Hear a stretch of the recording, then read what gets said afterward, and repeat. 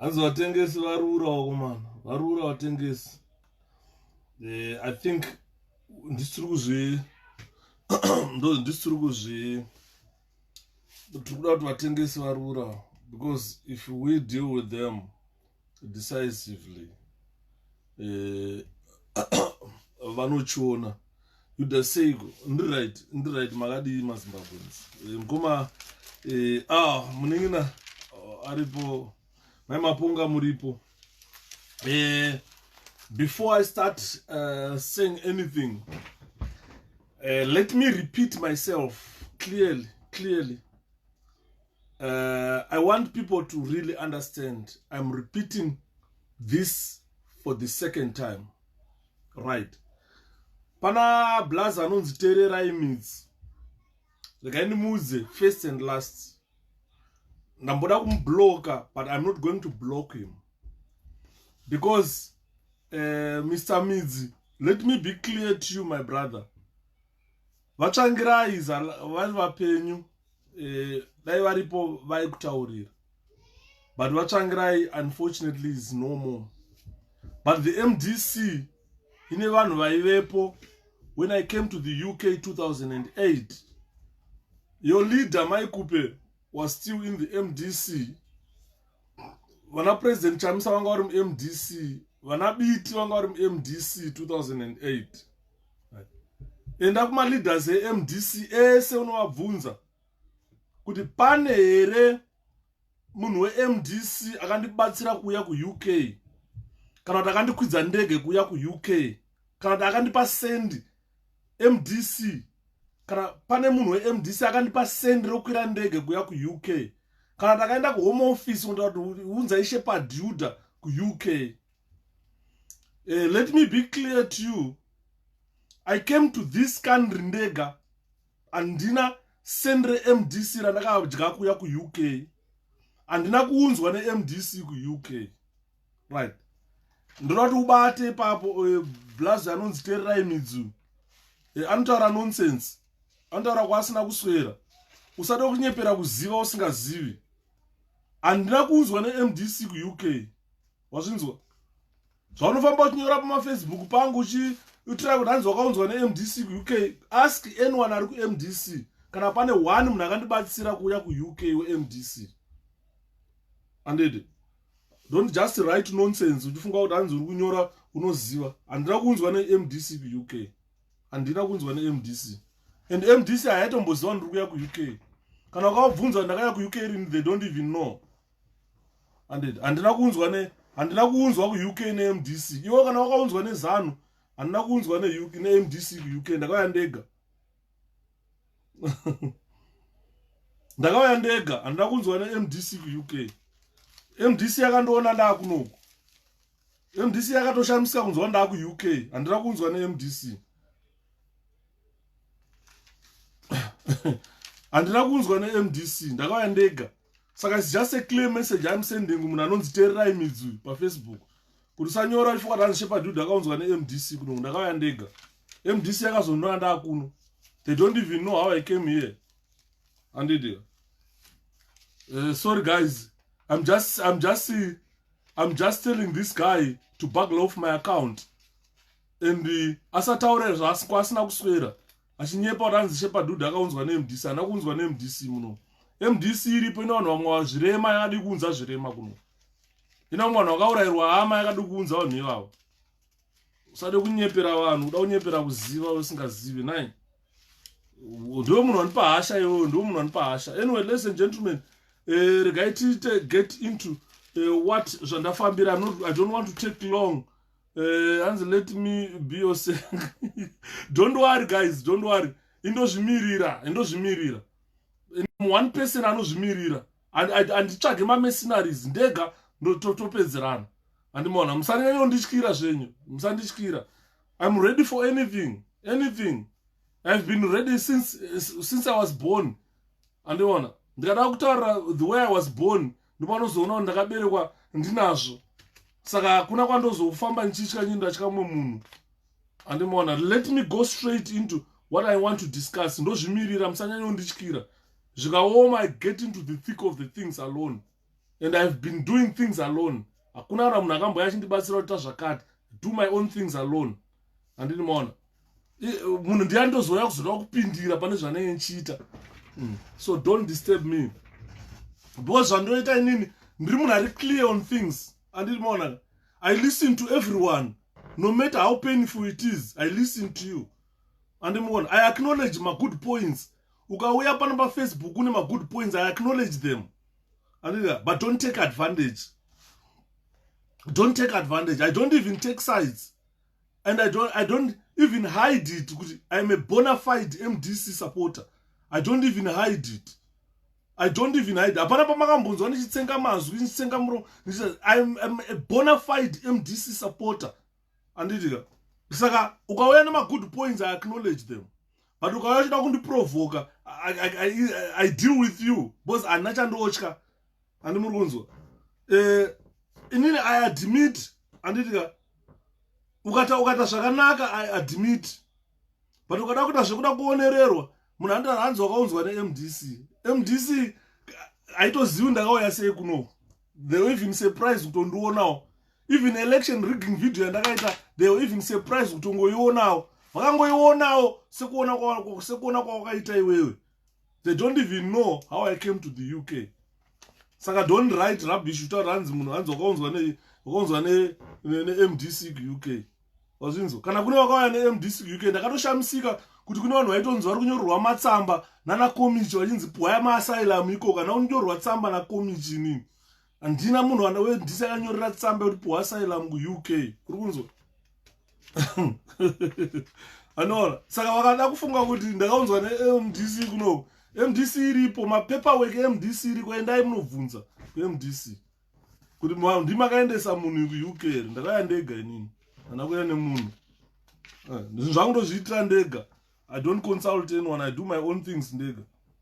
Handini wanzo. You can disagree on certain things, but if you become disrespectful, then I'll go on you. I'll go on you. Kana uchida kupuwa pekuti sangane ndokupa futi pekuti sangane. Kuti pakati ngati sangane. Andimbokutyika, andityikana. Andirote kuti kunze kunei. Ngaza ndepa topic anhasi. I don't just go reminder first. Don't come to my inbox. Kuya papa wall pangu chinyora nonsense. I will just block you. Andini more. I don't stay rhymes. I followed you. Don't follow me. Don't even follow me. Unfollow me. And block me as well. And I'm going to request a ruin. Right. Nyaya totaura panapa inyaya yekuti kana pane vanhu vari close to the MDC president to the MDC president Nelson Chamisa, kana pane vanavo nhasi kana vari close to President Nelson Chamisa, please vataurire, tag him vauye palive yandiri kuita inoi. Tag him vauye palive yandiri kuita inoi, because this live ine chekuita neupenyu hwaPresident Nelson Chamisa. Hatinganyarare kana zvakadai zvichiitika. Handei muri kuona. Last time, ladies and gentlemen,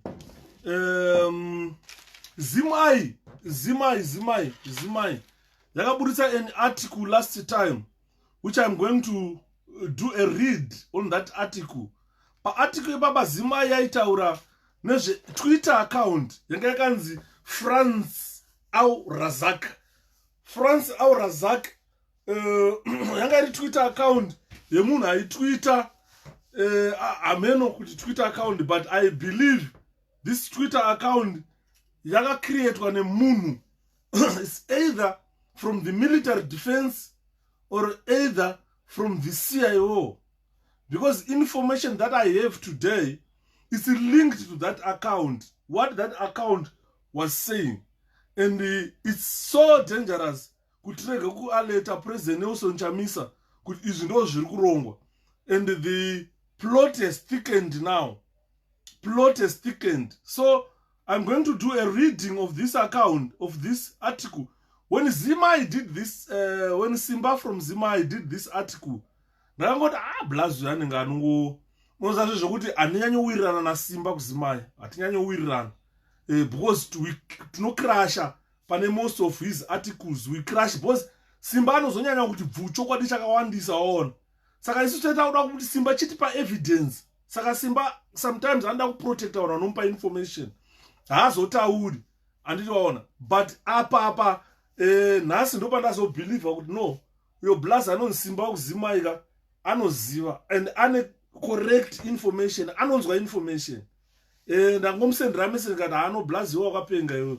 Information yaunobudisa yakaoma. Andi muri kuona. So what I'm saying is, kana pane vari close to President Nelson Chamisa, please let him beef his security.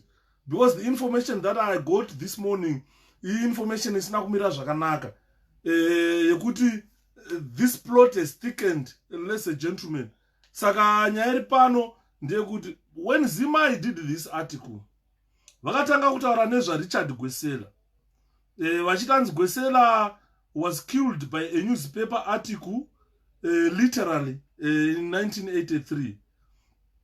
Zimai went on to say this account, which was created by France what Arukuzit is a jihadist. On that account, it had 59 tweets. So I went on Twitter to try and look at that account, and that account has been deleted. The account has been deleted. So I went on the Twitter to look for that account. Account yoya deletwa. Nobody has texted Simba chimti, please, Mr. Simba Chikanza, can I because I tried to look for your article, I can't find it. Saka azongonditi linka kune article ya akaita, because something rang in my mind when I got that information today. Zimbabwe government is planning to arrest President Nelson Chamisa, implicate him kunenya dzema jihadists, and then try him, send him to prison and hang him. No information in repo. Yekunzi, what they are trying to do is link President Nelson Chamisa with the jihadist group, because anzi va deployer Zimbabwe vaendesa vanhu ku Mozambique. Vanhu vachazo pretend as if they have been captured nema Zimbabwe soldiers, and then they will be brought to Zimbabwe. Vanhu vachazotaura vachiti ivo they were sent to the jihadists for training by Nelson Chamisa. At the end, implicated Chamisa will be arrested, tried, convicted nema courts Zanu PF for terrorism and will be hanged.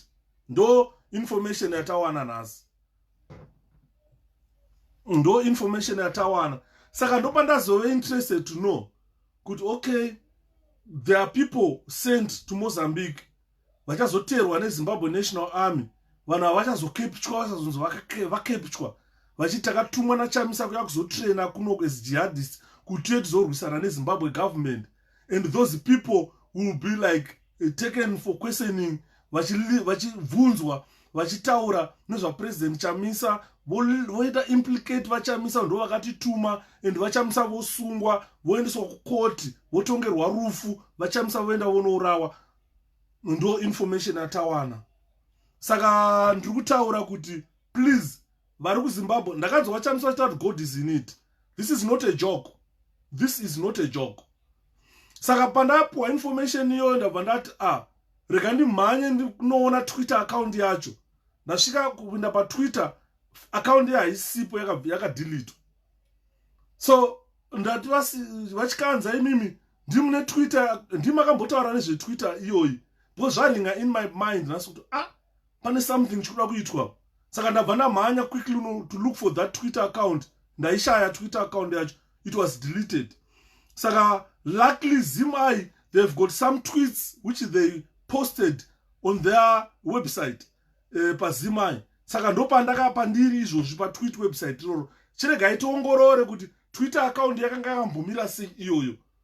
Saka mwana nhasi ndati I need to go early, ndite send signal to preempt this plot isati yaitika, because the plot is aimed to arrest President Nelson Chamisa, implicate him with the jihadists, sentence him to death. Hanzi vakomana vacho vakadeploya koko vachazoda vanobatwa neZNA ivavo. hanzi pane mayouth mamwe aishanda vari muMDC vachanzi mayouth eMDC. So kana vakuuya vanhu vekuti even vachamisa vakabvunzwa kuti munhu uyu munomuziva here, vanongoti taishanda naye kuMDC because munhu wamunenge muchiziva. You understand? There is a lot of money flying around at the moment and vanhu vari kupuwa mari. You understand? Saka let's preempt this plot before it materialize. Saka ndo zvandipa shungu dzekuya early ndise presentation iyoyo to send a signal, to send a message to President Nelson Chamisa. Very close na President Nelson Chamisa, please vatagei or send him my messages kuti vapinde pa presentation iyoyo vanzwe zvandiri kutaura, because we have got inside information which is the plot to us to hang President Nelson Chamisa, incarcerate him and hang him. So nyaya iripo ndeyekuti when I went pa Twitter, that Twitter account is no longer there. It has been deleted. So ndabva ndafunga this report yakaitwa na 𝗵𝗵𝗁𝗂𝘁, I dismissed the report. But now I'm back to that report. I was looking for it all day. I couldn't find it. I found it now. So I'm going to look into sections of report yakataurwa naVaChikanza. Thank you so much, Mr. Chikanza, for this investigative journalism. Ava ndo vatoti majournalists ava. This is investigative journalism. VaChikanza vataura kuti on the 5th, this the Twitter account here, it tweeted 59 tweets and they were published by Mozambican Islamic militant group on Twitter handle. If you look at the tweets, all of them, 90% of them were attacking Zimbabwe. Link it there, ladies and gentlemen. 95% of the tweets tweeted from this Twitter account were attacking Zimbabwe. That means 90 over 100 of those tweets, they were attacking Zimbabwe. And their first tweet, and they posted on 29 April. This Twitter account yakavhurwa 20 April. But on 29 April, vakakanda their first tweet is a direct message to Emmerson Mnangagwa. And the last one, late Monday evening, 9 p.m., refers to Zimbabwe. This is according to 𝗍𝗵𝗁. 𝗍𝗵𝗁 ndo yakaita analysis iyi. Saka ini ndakangoidismissa ndikangoti ndezvana 𝗍𝗵𝗁. But this is a plot and it has thickened. Saka please alert President Nelson Chamisa about this plot. And then, and the last one, late on Monday evening, 9 p.m., refers to Zimbabwe.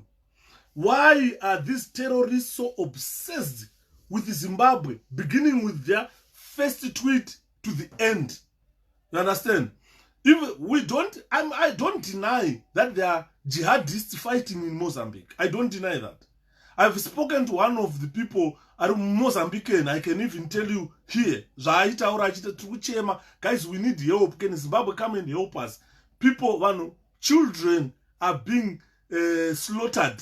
Women are being slaughtered. Innocent people are being slaughtered by these jihadists. Please, can Zimbabwe intervene, come and help us? Mozambique. So, instead of us to go earnestly to help the Mozambicans, we are going there again, a plot back home to destroy the opposition, to destroy the MDC alliance. So, what I'm saying here is, when I looked for the Twitter account, I didn't see it. And I asked 𝗍𝗵𝗁𝗂𝘁, it has been deleted. And on that Twitter account, 𝗍𝗵𝗁𝗂𝘁 analysis yawe kuzimai vakataura kuti pane 59 tweets which were sent there. Out of those 59 tweets, 90% of them, they were attacking Zimbabwe. From their first tweet to their last tweet and the 9 April, then that Twitter account was deleted. This is investigative journalism. Then Panama, let me show you some of those tweets. 𝗖𝗵𝗺𝗀 account. I'm going to read Mamandrukona and Agata Segunzi, France Al Rasak. Frelimo no army can't hand power, and they say FAR help us defeat President News and his military and we will fight unstoppable here in Mozambique until United Nations shares the country by 2. Chirundi Chamisa nchekutaura kuti if you read this type of English being written panapa, I say Mputukezi. Totally, this is not Portuguese person writing here. Argunyora English yakadai so. This must be a Zimbabwean. And that Zimbabwean must be one of the MIDs or one of the CIOs who created this Twitter account. Because if you continue to read it, you would so Chamisa make deal for poor, hungry civilian or Allah and go for exile in Lebanon. You understand what I mean? Why would the jihadists interested in fighting in Mozambique, would write about Nelson Chamisa, who is just an opposition leader in Zimbabwe? He doesn't lead. He is just an opposition leader in Zimbabwe. He doesn't run the country. Why are they interested in ED? Why are they interested in Chamisa? And then another Twitter, which was written on 3 May, why Chamisa fears so say after help me to fight them and we can house him in exile in Lebanon until you win country and I come for peaceful revolution. Why?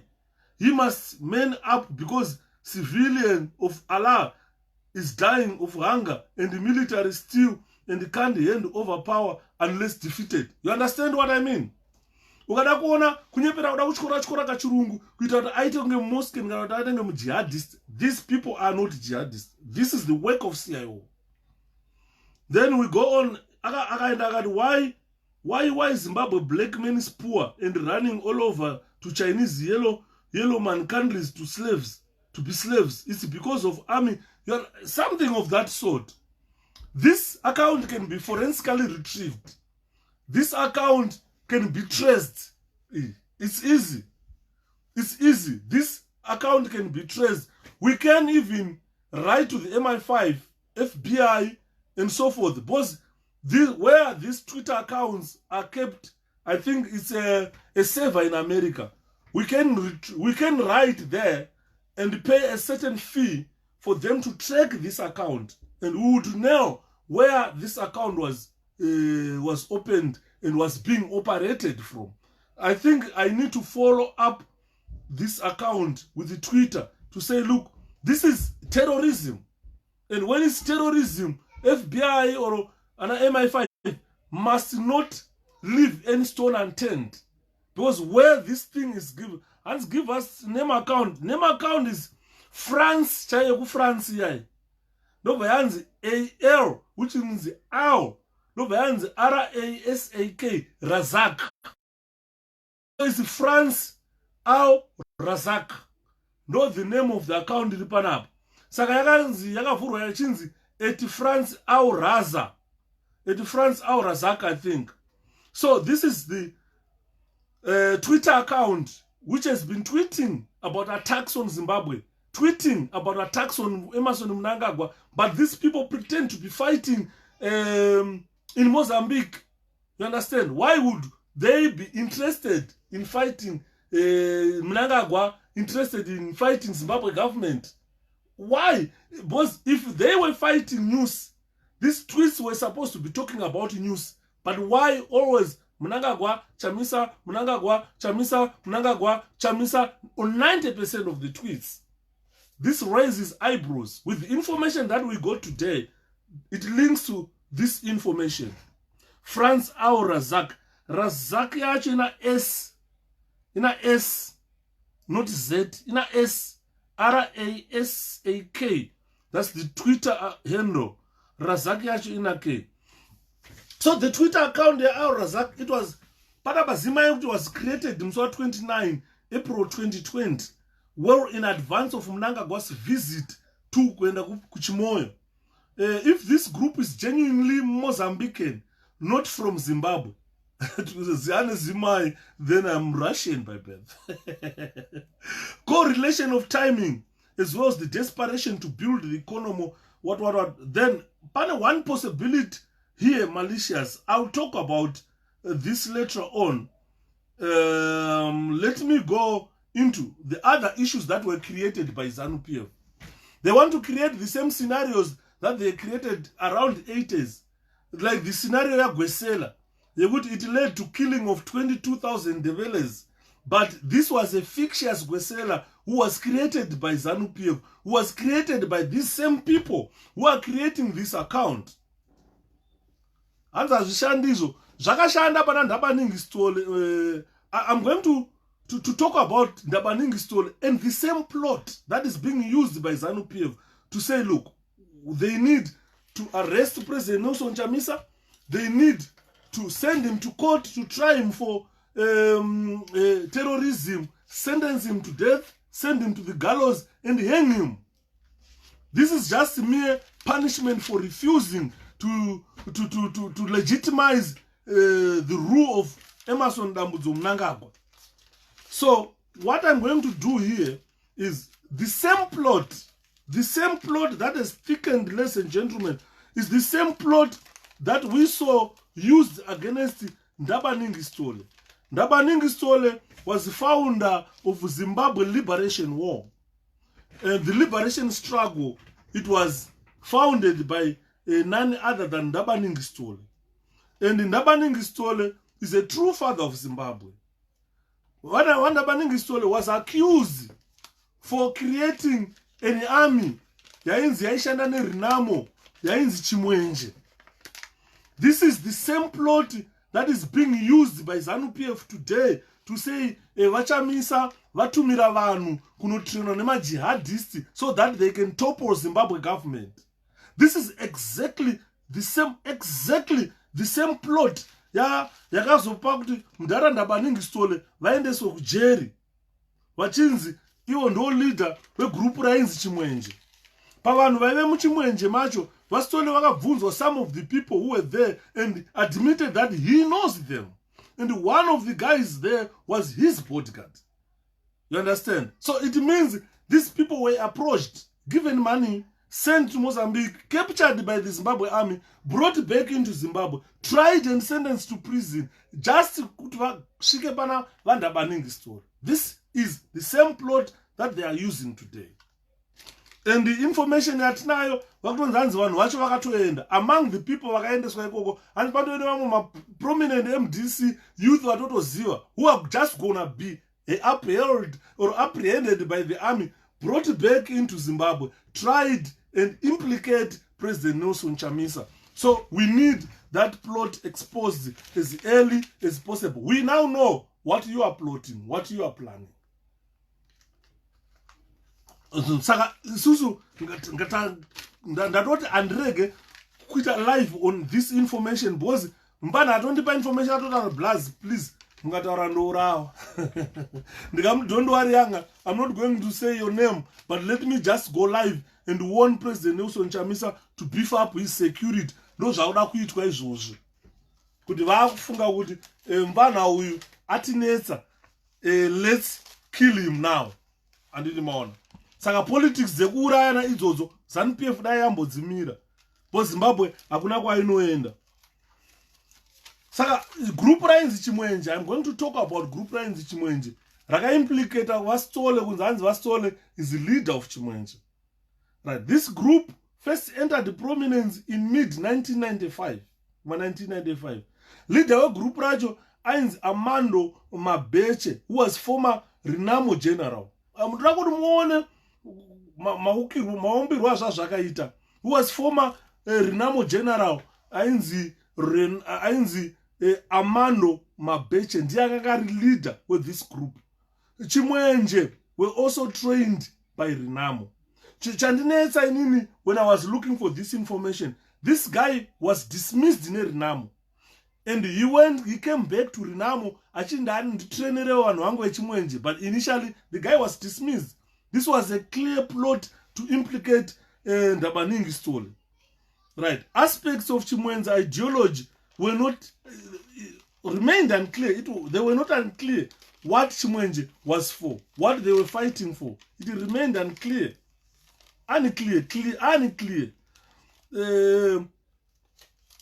They were dedicated. They were saying, Chimwenje was saying, he's dedicated to toppling Zimbabwe President Robert Mugabe.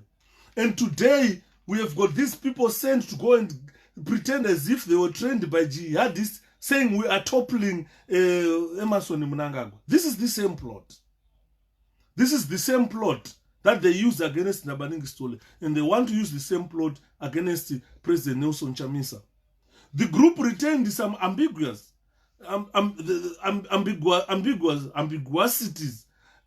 with the prominent Zimbabwe opposition leader. What I'm saying here is some of the group members who were there, even Sithole knew them. One of them was the bodyguard Rasekuru Sithole. And Mruona akazodzoka akutaura kuti akepichwa akutaka kepichwa, and vakutaka kepichwa vakuimplicate Ndabaningi Sithole, which ended up Sithole being arrested, which is the same plot that is being used today by Zanu PF. And in Mruona.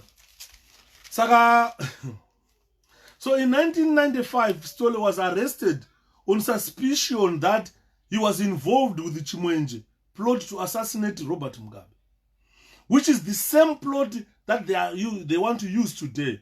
They want to say we have arrested Chamisa for plotting to assassinate 𝗔𝗿𝗵𝗺𝗀𝗀𝗃𝗃. So when Sithole was asked, because I see some of these guys, my bodyguards, little known that these guys were approached by the CIOs and they were paid for that.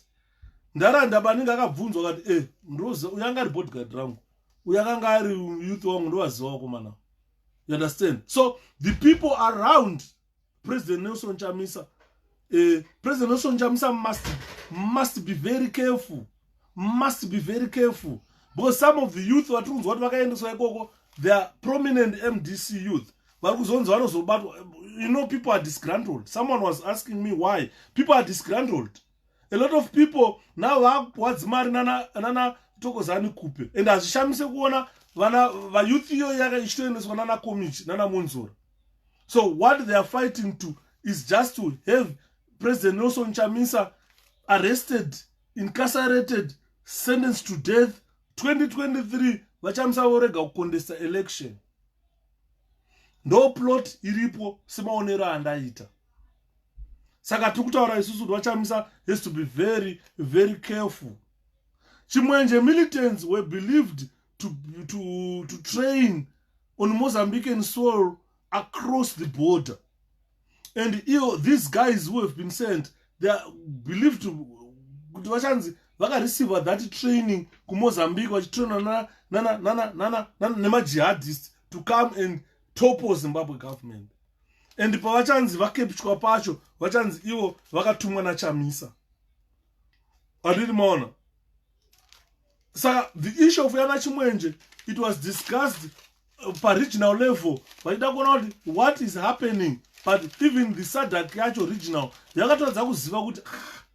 but why would they want to topple Robert Mugabe? And in the morning.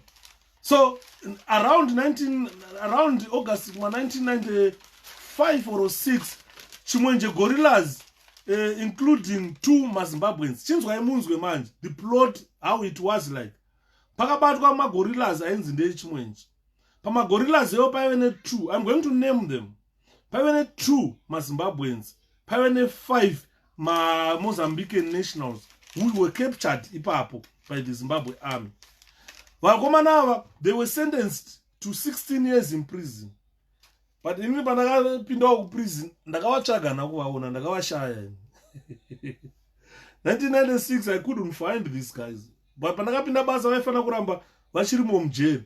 Saka vakatongwa nemercenary activity ne-armed insurrection, and they were sentenced to 16 years imprisonment.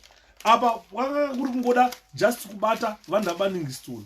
This had nothing to do with insurgents. But insurgents, it was something that was created. And in the honor. So reports that armed bandits were operating in Mozambique, they were being taken seriously during that time. Nema authorities Harare, Nema Puto, which is the same plot that they are trying to use today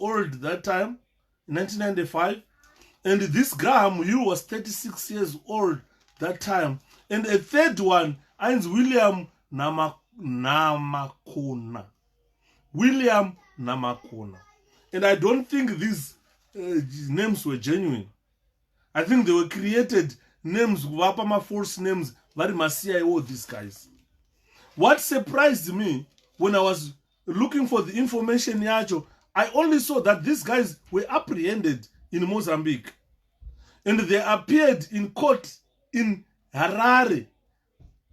Their court was held in camera. Their court was held in camera. And they were charged of conspiring to stage a coup against the Zimbabwe government.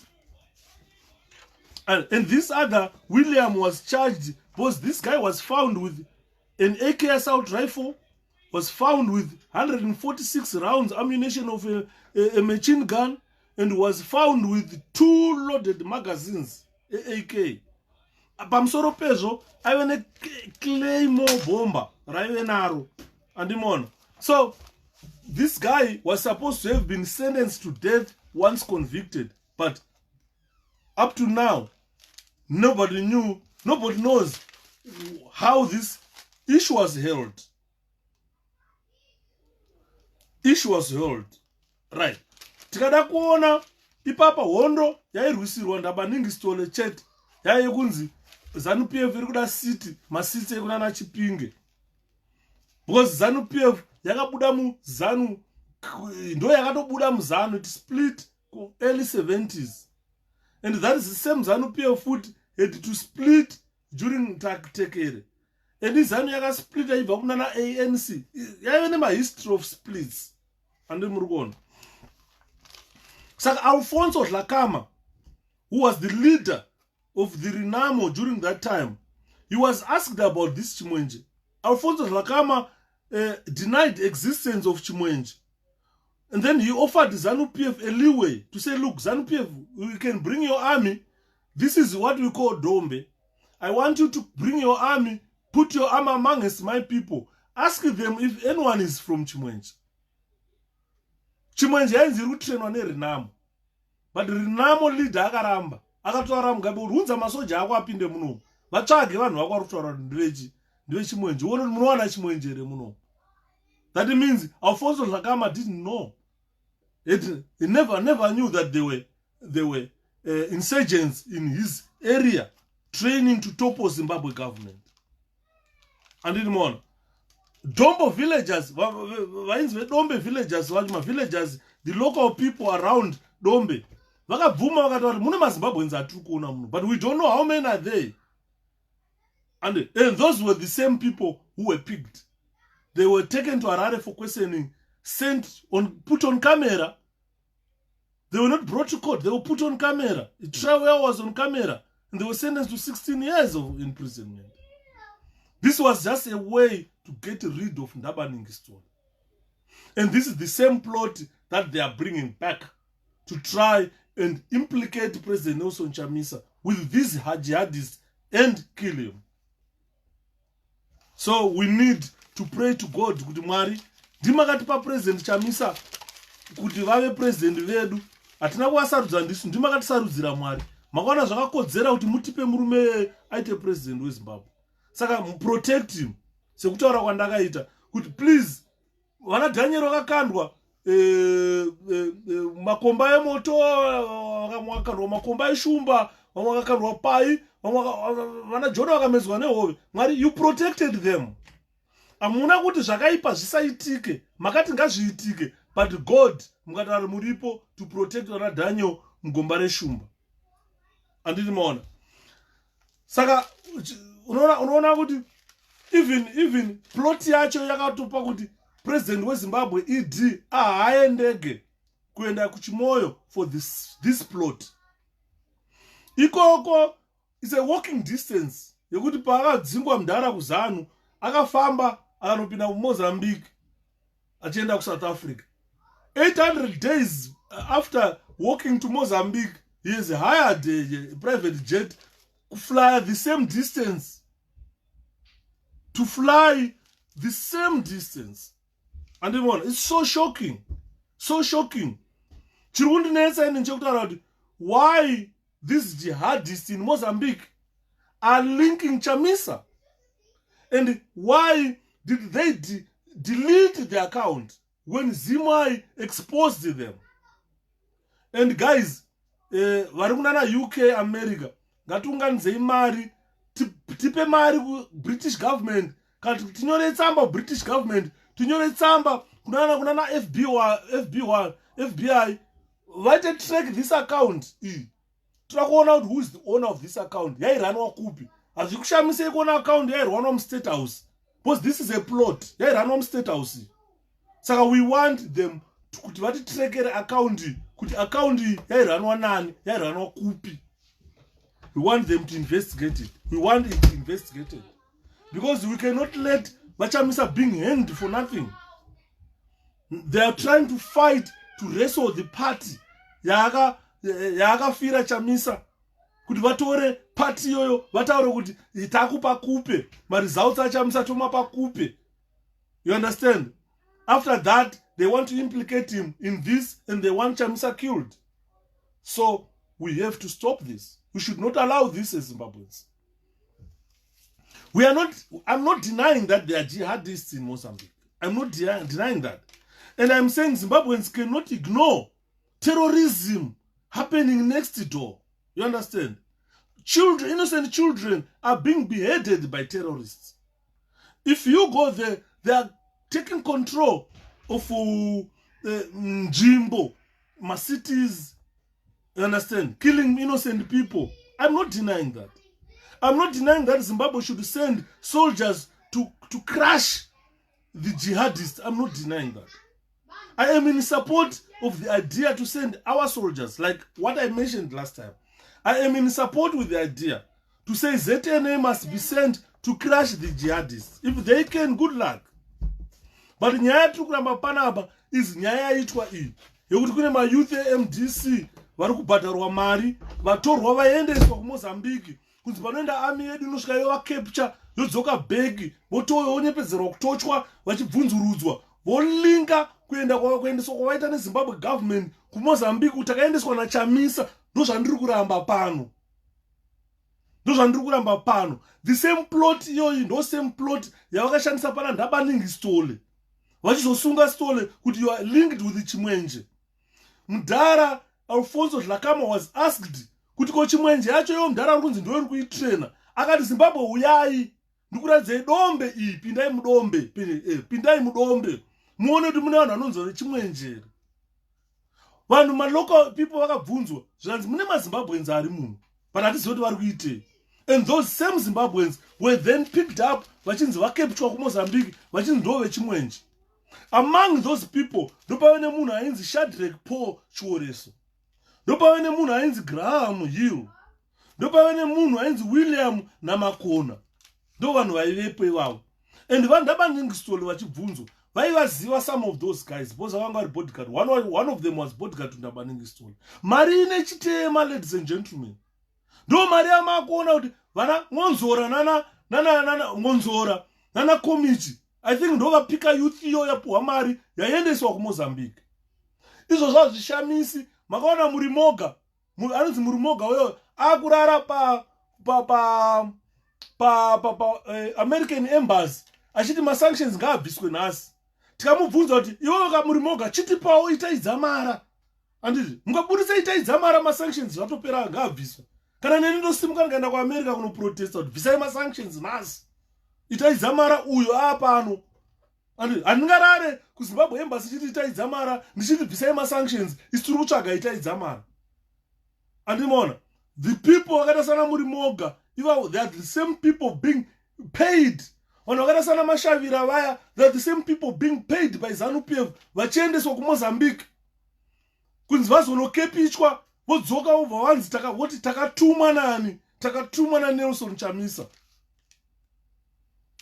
takatumwa naNelson Chamisa.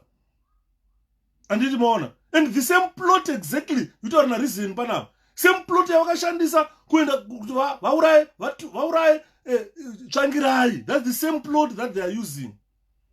You understand? And good luck kuti within their system muti nevanhu vari kuti zveZanu PF taneta vari kuburitsa information. Andimuudza nyaya tiri kutaura. Vari kuburitsa information kuti taneta. Saka kune youth yeMDC yakatorwa, I think nana Monzora ivava nana Komichi vakabhadhara mari vafanira vakaendeswa kuMozambique. Ndokwa kunzi tumirai mauto eZimbabwe anorwa majihadists. Kana vasvika ikoko vonokepichwa vafanira vaya. Kana vakepichwa vodzoka kuZimbabwe votaura kuti aiwa takanga takatumwa naNelson Chamisa. Ndo maTwitter account yamuri kuona iyi yakavhurwa kanzi France Al Rasak. Ukada kuverenga zvandaverenga paTwitter account iri kutaura zvokuti Chamisa uya tikupe refugee kuLebanon. Iri kutaura zvokuti Chamisa bvuma tuye 𝗍𝗵𝗺𝗍𝗵𝗍 Mnangagwa. Ukaverenga analysis yakaitwa neZimai ndopandana ndikati nhasi I'm now beginning to believe on Zimai. Vakaenda vakaita analysis iyoyo vakataura nyaya yeGwesela kuti kwakacreatwa chinhu chainzi Gwesela, kwakusina munhu ainzi Gwesela. Vakanotaura ivo 𝗣𝗵𝗺𝗀𝗃 ainzi Gwesela uyo akaramba akati munhu iye hatimuzivi. Anditi muri kunzwa? Vanhu vakaenda vakanoona bhodhi yakanga yakaborwa nemabara yanga yakaora kudhara. Zvikanzi ndeye Gwesela tamuuraya. And that was an excuse by Zanu PF to kill 22,000 Ndebele people for no apparent reason, just to flush out one man, which I don't believe was the reason. I didn't want to. As a citizen of Zimbabwe, ladies and gentlemen, I want to see ISIS defeated in Mozambique. Same applies to you. Same applies to any Zimbabwean. We all want to see ISIS defeated. There is no room for terrorism in Southern Africa. We don't want terrorism in Southern Africa. You understand what I mean? So I want to see, I don't want to see them operate 𝗣𝗵𝗺𝗀𝗃𝗃, bomba vanhu vachiuraya vanhu. I don't want to see that happening in Zimbabwe. The only party capable of doing that is Zanu PF, which you saw spraying bullets in the streets of Harare. We don't want to see terrorism in our country. I support deployment of soldiers to go to Mozambique to fight the jihadists. But this idea of taking opportunity, Zimbabwe,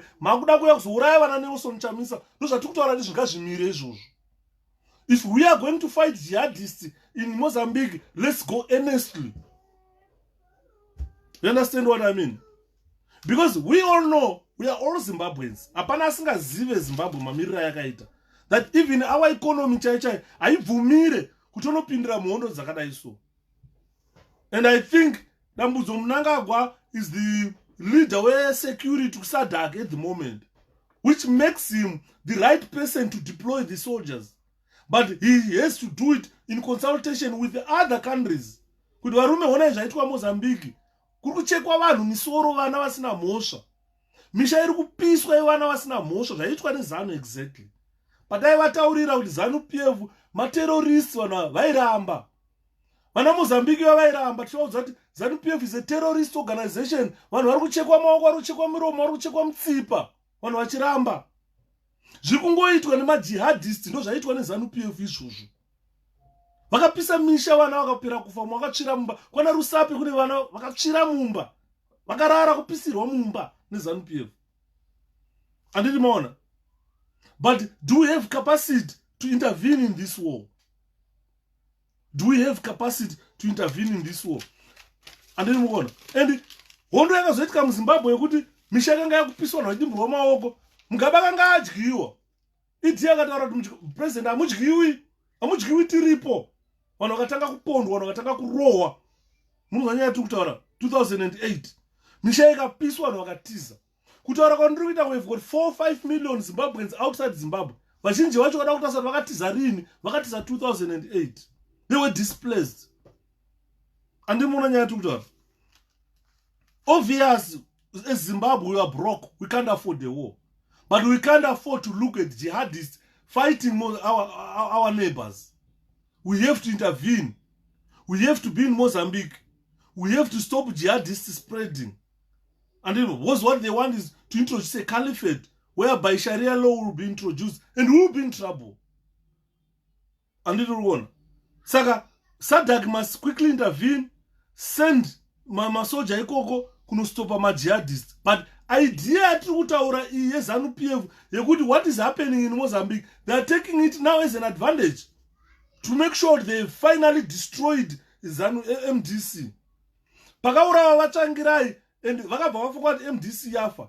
Hakuna munhu weZanu aenda kumaruzevha achinokambara. Vaisvika vachitaura kuti handiti makaona here helicopter yakatakura board yavachangirai ichienda kubwera zvikanzi hongu. Zvikanzi vachangirai vakafa neMDC. Hakusisina chinhu chinonzi MDC. Vanhu vekumaruva havana radio, vanhu vekumaruva havana maTV ekuona zvinenge zvichiitika. MDC yakabhanonza haifanirwi kuonekwa ichitaura kunyange paTV chaipo kana paradio haumbofonzwa kutaura zvakanaka zveMDC. Saka vanhu vekumaruzevha vakabva vafunga kuti kufa kwakaita vatsvangirai, MDC yacho yakabva yafa natsvangirai. Havana kuziva kuti kufa kwakaita tsvangirai pakabva pabuda tsvangirai plus MDC anonzi Chamisa. And Zanu PF realized it later. Kuti pane chikara chinonzi Chamisa. Saka vakuita maplots ese ekuti vobvuta victory yaChamisa, ma-MP yaChamisa, ma-councillors yaChamisa vopa kupe. Votora mayuthi avari kubvuta ivayo voti chiendai kuMozambique tikuya kuzokutorai. Mari idzi lemodya. Vari kupuwa mari dzonogara mahotera dzonda sei panongonzera maZimbabwe soldier kuti takapture ma-rebels. Vadzoka kuZimbabwe vobva vanzi taurai takatumwa naChamisa kunotraina kupi kumajihadists kuti tirwisana neZimbabwe government. And the plot yoyo, I'm so sorry, tazvibata. Zimbabwe government should be aware that tazvibata manje. Zvamakaita Ndabaningi Sithole, zvino zvamurota Chamisa hazvichashandi. This is 21st century. Pamakazviita kuna mudhara Ndabaningi kwakusina masmartphone. Now zviri kuitika muZimbabwe, zviri kuitika papi pasi pemvura tiri kuzviona. Tazvibata kuti ndo plot yenyu yamuri kuita, and izvozvo must be stopped. Andimona, Zanu PF has already passed this 𝗪𝗵𝗿𝗲𝗃.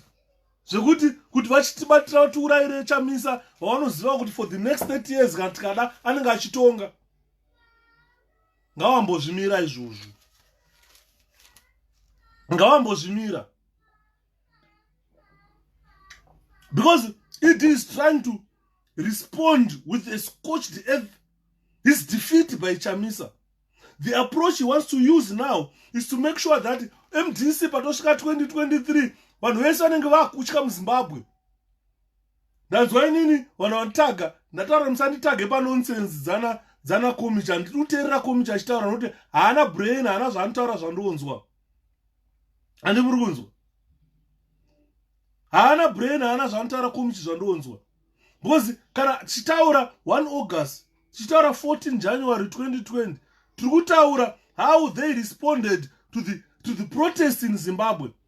This type of response is to make sure that they destroy MDC once and for all. And now they've seen that there is a 𝗘𝗵𝗵𝗀𝗃𝗃 in Chamisa. Ndakataura nezuro ngati vaDavengwa vakataura vakati when Chamisa speaks ndiri kunzwa Joshua Nkomo speaking. Ndakanzwa vaMugabe vachitaura kuti vakufa, ndakateerera ivo vafika navakuenda. Chokwadi chinoreururwa ipapo. Achitaura kuti ndakuenda asi pana Chamisa ndabvuma ndiye president weZimbabwe. Mungabvutira mungaita sei? But kana vakafa vakuenda vai vakuona chokwadi vakuda kutorwa nengirozi kuti mudhara anotozorora. Vakukutaurirai vakureurura vakupupura. Andimunzwa nyaya yatiri kutaura. Because Zanu PF yatiri kutaura iyoyo iri kuda kuzama kuuraya Chamisa, chikuda kuzama kuuraya 𝗘𝗵𝗵𝗀𝗃𝗃. Zanu PF yamakaona yakadeploya masoja muroad. They sprayed all the streets with bullets shooting innocent civilians. That is terrorism, state-sponsored terrorism. You understand what I mean? That is social banditry, which was built by Zanu PF. Saka, this plot yawe vakuda kuuraya Chamisa, this will be an epicenter of conflict. Harare, I'm telling you, kwata kudai. It will be an epicenter of conflict. And people are not going to allow you to kill Nelson Chamisa. No matter how thirsty you might be for blood, but this one is untouchable. Don't touch him. Don't touch him. I'm just warning Zanu PF not to touch this one. Because Harare will be an epicenter of conflict. Kwata Harare.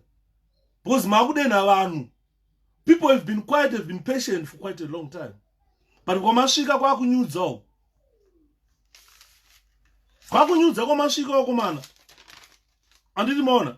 Kwakunyudza. Isusu tiri kutaura kana muchienda kuhondo kunorwisana nemajihadists. Go for the jihadists. We can even support you. Kana mukati masoja edu haana chikafu chekudya, tinomhanya we run around, look for food for our soldiers. Kuti vaende vanonyatsorwa vakasimba vafanava. Munozwa nyaya tiri kutaura. But kwete zvekutora youth MDC muchibhadhara mari, muchitia ku𝗏𝗵𝗃𝗀𝗃, mouya tokuinvestigatai, tokusendesai kuje tokupai mari, implicatai Chamisa. Ndo nyaya tiri kuramba iyoyo. Ndo nyaya takuramba iyoyo kuti Chamisa siyanai naye. Siyanai naye, hasiri ari kutarisa nyika kuti ifambe mberi. Hasiri ari kutarisa kutonga Zimbabwe. Zimbabwe imuri kuti makawina election, tongai nyika. Provide what you promised to the people of Zimbabwe. Izve kuti makutora mari, makuda kuenda kunodzonganyidza, mukuda kubvuta MP titore, hemanota zvisi mupe uyu. Hakuna democracy yakadaro. Hakuna one man one vote yatakaendera kuhondo yakadaro. Muri kunzwa? Makuona kuti muri kuzvikonewa, zvikuramba kuita. Muri kufesa resistant, makufa bhera tichimuuraya. You stole the power. You want to steal his MPs. You want to steal his councils. You want to steal everything. And at the end, you want to steal his life. Please, varipedyo na President Nelson Chamisa, warn him. Warn him. Warn him. We saw that during Ndabaningi Sithole. Ndara Sithole vanga vakudedera vakura sekuru vachiiswa kujeri kunzanzi leader weChimwenje. And all that was done to silence Ndabaningi Sithole. And they sentenced him to 2 years imprisonment. Vachidanzi kuda kuuraya Robert Mugabe. And it is coming back again. And ndofunga Mugabe asiri aizviita zvinenge zvaitwa nevakuru varipo ivava. Saka vakuda kudzokerera zvavaita kudhara. No politics dzakudhara dzamuri kuita idzi. No politics dzakare dzamuri kuita idzi. Don't touch Chamisa. Don't touch the anointed. Because kada kuona kuti Chamisa is a great leader. Is a great leader. Pane something chakaonekwa chiri maari. Chekuti vana veZimbabwe vese they are rallying behind him. No matter how much you might want to try to snatch it from him, you cannot take personality Nelson Chamisa. You cannot take his blessings. It's very unfortunate. No matter if 𝗵𝗵𝗺𝗀𝗀𝗃 wants to pretend to be Chamisa, I will never be Chamisa. I will never be Chamisa. I will remain 𝗵𝗵𝗺𝗃𝗀𝗃. Kupe will remain Kupe. Monzora will remain Monzora. And if people don't like Kupe, don't like Monzora, they don't like them. Don't force people. Don't mass people.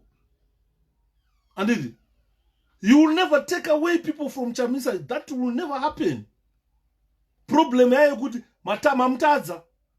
He has been quiet. Muchita zvamuona. Achikonzertera nekuda kuti COVID isapedze vanhu muZimbabwe. Now you want his life. You want to steal his life. Because atadze mwana. Chatadza Chamisa chii? Chekuti masvika pakuti bhera tichinwa ropa rake. Chii chaatadza?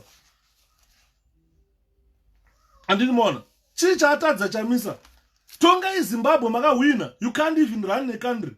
Mara unopinda kuma affairs as MDC. You want to kill Nelson Chamisa for what reason? Andini mona. So the arrangement yenyu aiwa taibata kuzanu.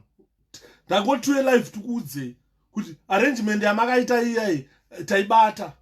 And isusu wana Yudha atinyare tobva taenda pajekerere toparidzira vanhu kuti aiwa arrangement yavo iyai yemajihadists nekuzoda kunotora vanhu vachiti ndiChamisa akatituma aiwa taibata. Andini mona, that plot taiziva. Saka tati regai tikutaurirei kuti aiwa taibata plot yenyu iyai. The arrangement yamuri kuita taiziva.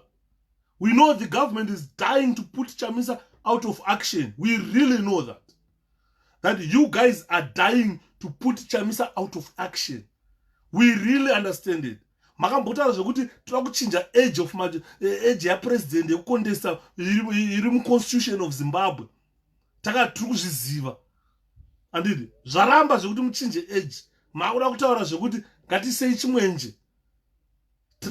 Tazvibata tazviziva. Musaka ndakasira kuya live on Facebook kuti andingaregerere that type of information iyoyo. Vari pedyo na President Nelson Chamisa, tell him kuti ndara ndonyaya yapo iyoyo namata pfugama unamata. Vari kumasowe maprofita namatai muranda waMwari uyu. Haana zvaakatadza mwana uyu. Haana kana chakatadza. Arikutoda kuti iwewe neni tigare zvakanaka. Arikuda kuti zvipatara zvedu zvive nemishonga. Arikuda kuti zvikoro zvedu zvive nematicha vachibhadharwa mari yakakwana. Arikuda kuti masoja edu abhadharwe mari yakakwana. Vachidrive motikari dzavo. Hakuna musoja anofanira kukumbira lift kuenda kubasa nekudzoka. Muri kunzwa? Hakuna mupurisa anofanira kukumbira lift kuenda kubasa nekudzoka. Mupurisa ngadrive motikari yake, musoja ngadrive motikari yake. Vana vemapurisa nemasoja ngavaende kuzvikoro zvazvanofanira zvinodhura izvozvo. And ndozvikudiwa naChamisa, good life for Zimbabweans. And maona. Saka, what we need to do, ladies and gentlemen, now, let's keep an eye on President Nelson Chamisa. Let's guard him jealously. Because he's something that God gave us. He's our property. He gave his life for you and me. So let's come together. Let's help. Let's open our eyes. Let's open our ears and look at Chamisa and hear whatever is happening around him and try to protect that man. He was given to us by God. He's our tool to fight oppression. So let's all keep our eyes open, our ears open. Let's hear and see. Let's protect President Nelson Chamisa. He's our soldier, our foot soldier. And in the morning, let's avoid them killing Nelson Chamisa. And in the morning, Dagasega, Vagamutarisa, Vakatasa President Nelson Chamisa, Vanona, Kamana Kadiki board. It's not the board that rules. It's the brains. And the morning. So they was a brain implant. Don't forget why to mbata visa brain opa chinotini. Kana kupa id. Izo zvazvichaiti izvozvo. Chamisa 𝗔𝗿𝗿𝗀𝗀𝗃𝗀𝗃. And this shows how Zanu PF fear Chamisa. This shows how ED fear Chamisa. And once beaten, twice shy. The man is capable. Chamisa is capable of doing anything. And he can defeat anyone. Zanu PF isaikana munhu wamofungidzira kuti uyu nhingi motaura vanhu pinda muground vanovhotera yondopo. He is the man of the moment, the man of the people. Andoona. Saka iyo nyaya yekuti hatisi kuzokuregererai muchimuita kanyama kana kumudya. Nyaya yapo guys, right? Ndo nyaya ndisandapedza ngantauri nchiti. They're trying to rob. They robbed Zimbabwe out of his hands. They robbed his members of parliament. They robbed him of his councils. They are trying to rob his life. And man, by doing so, they are robbing Zimbabweans. So we are being robbed, Takatarisa. And we must stop that. Tsvangirai was accused, of course. So we must stop Zanu PF interfering with our project. Because by mere interfering in MDC alliance, this will lead to a tragic fall of Zanu PF. And as I've mentioned earlier on, Zimbabwe, Harare will be an epicenter of conflict. And I'm telling you, kwata kudaiso, kwata. And kwata. Musamanda taura njiti, ngavasiyane na Nelson Chamisa. Dofunga, I've been clear here. I've spoken about Chimwenje. I've spoken about how they created Chimwenje, how they implicated Ndabaningi Sithole, how they incarcerated him. And they've now created this, they've created a Twitter account. They created a account. They are trying to implicate Chamisa. Could order can I my jihadists? Why are they talking of Chamisa? Is Chamisa a Mozambican? Why would they talk about Chamisa? And say we're coming from Gabe. Chamisa talk about asylum Lebanon.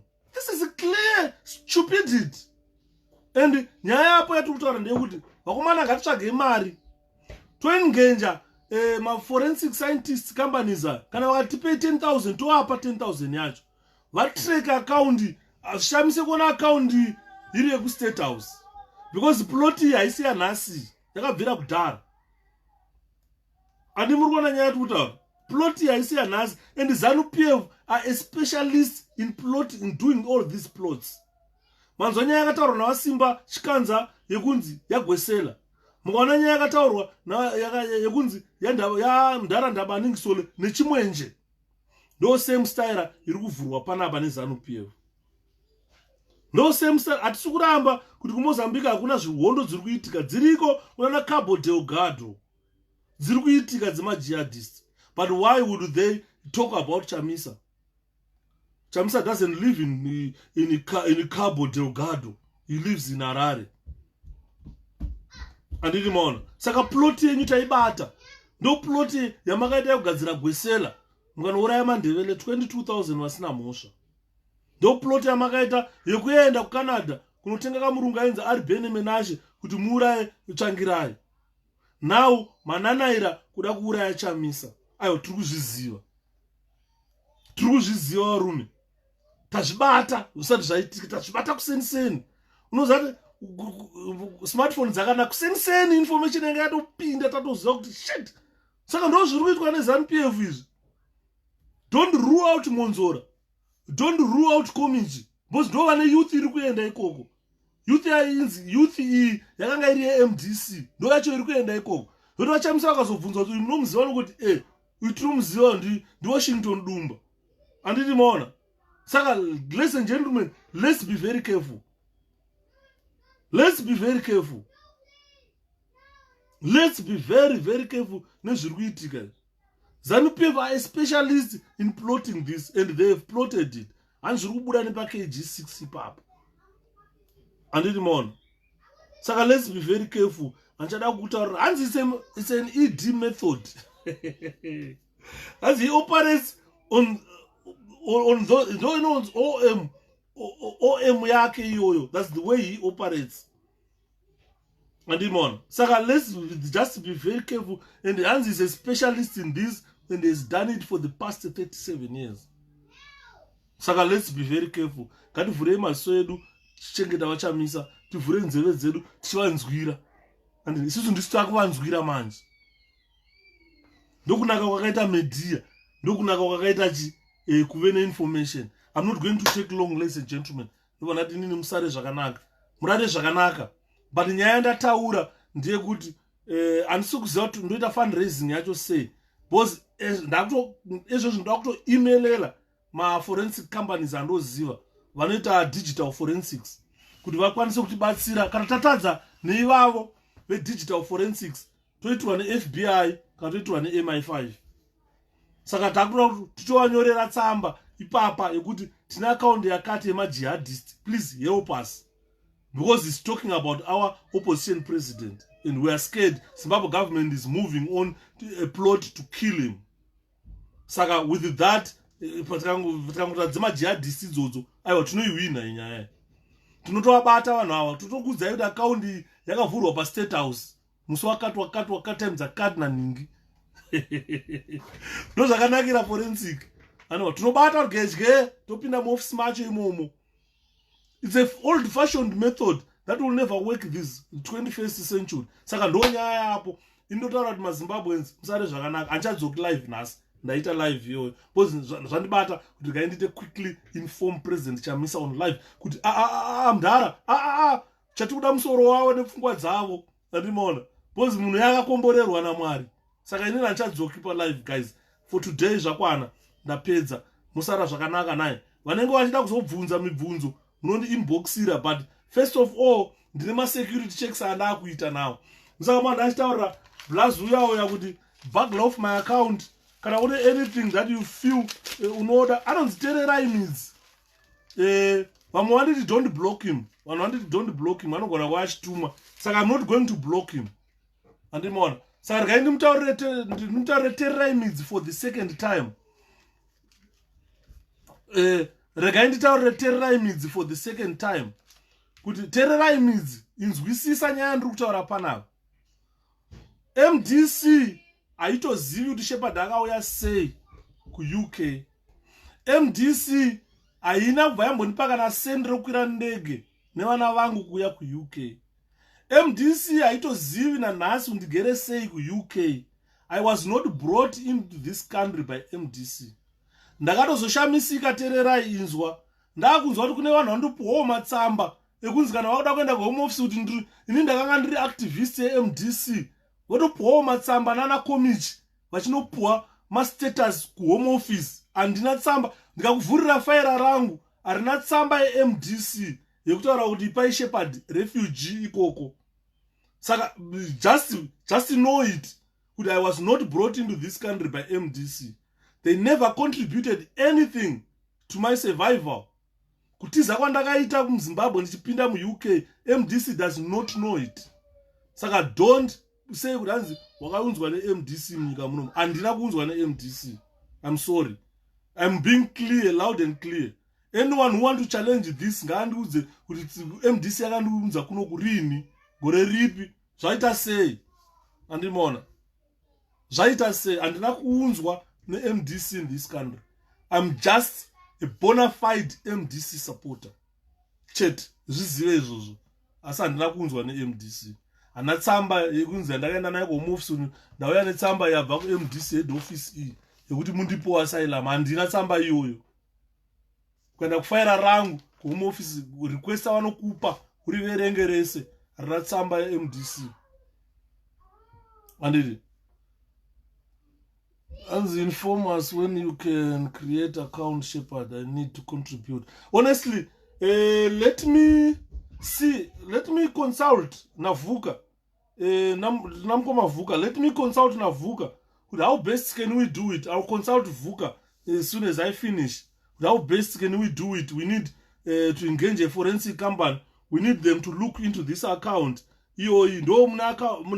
Create account here. I think no one create info is part of those people. So we want this to be reported to FBI. We want this to be reported to MI5.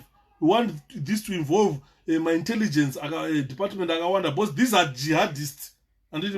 So we are going to look for information. I'll consult Vuka. How best can we do it as soon as I finish, so that we fundraise. We send the man kunima companies a private company then we do that. And so we want this exposed. And the tender guys muwe ne usiku wakanaka naye muwe ne usiku wakanaka muwe ne usiku wakanaka. Anditi mongoudza murume anonzi tererai midzi kuti anofunga ndakaunzwa neMDC handina kunzwa neMDC. Momuudza kuti kana achida ndomupa faira rangu rehome office rese kuti iro verenga, gara pasi uriverenge upedze uone kuti pane pakanzi ndakaunzwa neMDC here. British Airways iri ikoko ndokupane namba yetiketi rangu unovafonera uone kuti rakatengwa neMDC here. Anditi saka imimi guys, stay blessed. Anditi I love you all. Anditi zvangu zvekungovhiringwa nana mbudzi yadhura vana mbudzi yadhura vanonga vafunga kuti let's attack him. Wataka vasina mafacts ndibvunze ini ndokupindura. I'm just open. Hapana munhu wandakambotuka kana kuita sei. I'm so open. Kana information anoda kuziva unondibvunza ndokuudza ndega. Anditiona. I'm so open. Problem yangu ndekuti I talk a lot and by that I can't hide a secret. Ndobva ndatoita sei ndotokuudza. Anditiona. Saka ndo zvandakanakira. What I encourage my Zimbabweans is, let's open our eyes, ladies and gentlemen. Let's protect our President Nelson Chamisa. Let's take criticism, but let's not be disrespected. Ultimately, if someone disrespects us, then we don't need to associate with that type of a person. Let's block straight away. But my plea to you as Zimbabweans is, let's use our eyes, our ears, protect what God gave us. Chamisa is a God-given gift to the people of Zimbabwe. Even Zanu PF, Chamisa wakatanga kumirira nyika, vachaadmita kuti dai takaziva. Saka ngoti vachamisa 1980 pavangozvarwa kuti vaimatoita president. Murara zvakanaka naye tokunda ndatenda.